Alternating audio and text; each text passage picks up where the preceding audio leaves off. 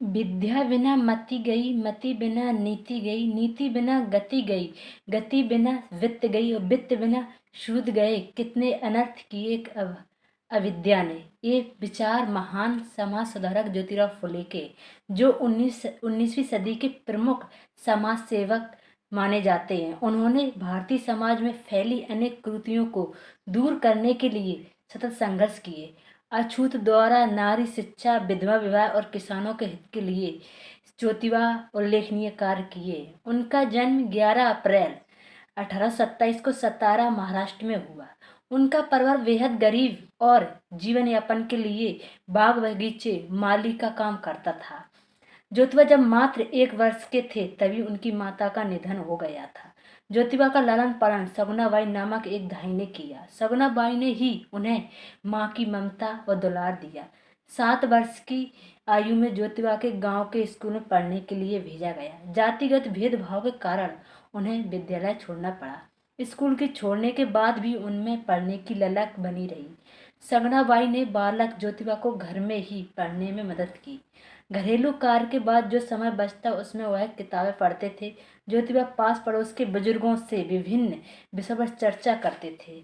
लोग उनकी सूक्ष्म और तर्क संगम बातों से बहुत प्रभावित होते थे। अरबी फारसी के विद्वान गफ्फर बेग मुंशी एवं फादर फादर लिजिट ज्योतिबा के पड़ोसी थे। उन्हें बालक ज्योतिबा की प्रतिभा एवं शिक्षा के प्रति रुचि देखकर पुनः स्कूल भेजने का प्रयास किया। ज्योतिबा फिर से स्कूल जाने लगे। वहाँ स्कूल में सदा प्रथम आते रहे। धर्म पर टिक्का टिप्पणी सुनने पर उनके आदर जिज्ञासा रही कि हिंदू धर्म में इतनी विषमता क्यों, आखिर जाति भेद और व्यवस्था क्या है। वह अपने मित्र सदस्य भल्लाल गौड़ के साथ समाज, धर्म और देश के बारे में चिंतन किया करते थे। उन्हें इस प्रश्न का उत्तर नहीं मिल सोचता कि इतना बड़ा देश आखिर गुलाम कैसे बना। गुलामी से उन्हें नफरत होती थी।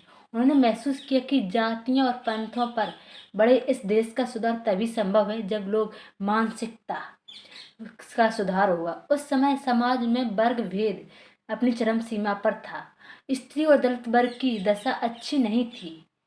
शिक्षा से वंचित रखा जाता था। ज्योतिबा को इस स्थिति पर बड़ा दुख होता था। उन्होंने स्त्री दलितों की शिक्षा के लिए सामाजिक संघर्ष का बीड़ा उठाया। उनका मानना था कि माताएं संस्कार बच्चों पर डालती हैं, उसी में से उन बच्चों की भविष्य की बीज होते हैं। इसलिए लड़कियों को शिक्षित करना आवश्यक है।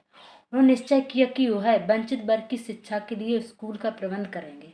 उस समय जात पात, ऊंच नीच की दीवारें बहुत ऊंची थीं।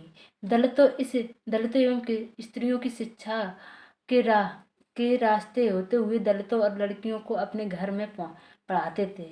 और बच्चों को छिपा कर अपने घर लाते और वापस कर भेज आते। जैसे जैसे उनके समर्थक बढ़े उन्होंने खुलेआम स्कूल चलाना प्रारंभ कर दिया। स्कूल प्रारंभ करने के बाद ज्योतिबा को अनेक कठिनाइयों का सामना करना पड़ा। उनके विद्यालय में पढ़ने को कोई तैयार न था।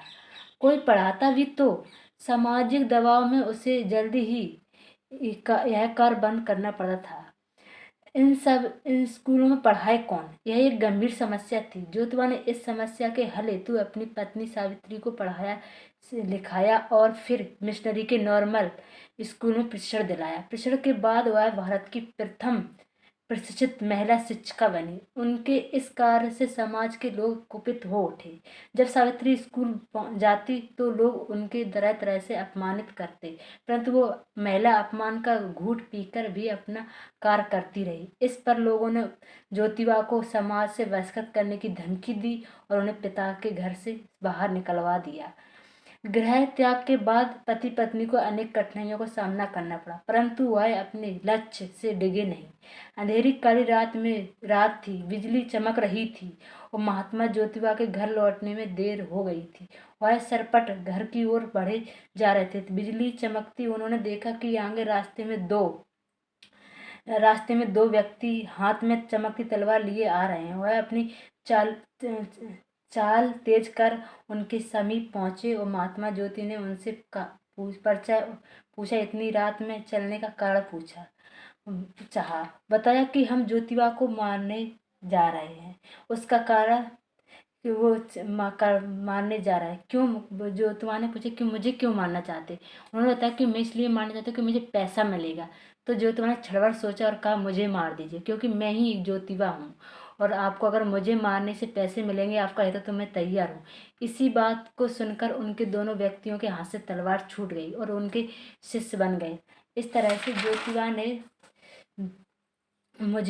ज्योतिबा ने बहुत अच्छे काम किए और उनका समाज के लिए बहुत सारा काम रहा। उनके जो भीमराव अम्बेडकर हैं, उन्हें जो आधुनिक इंडिया का एक बहुत अच्छा सुधारक मानते हैं।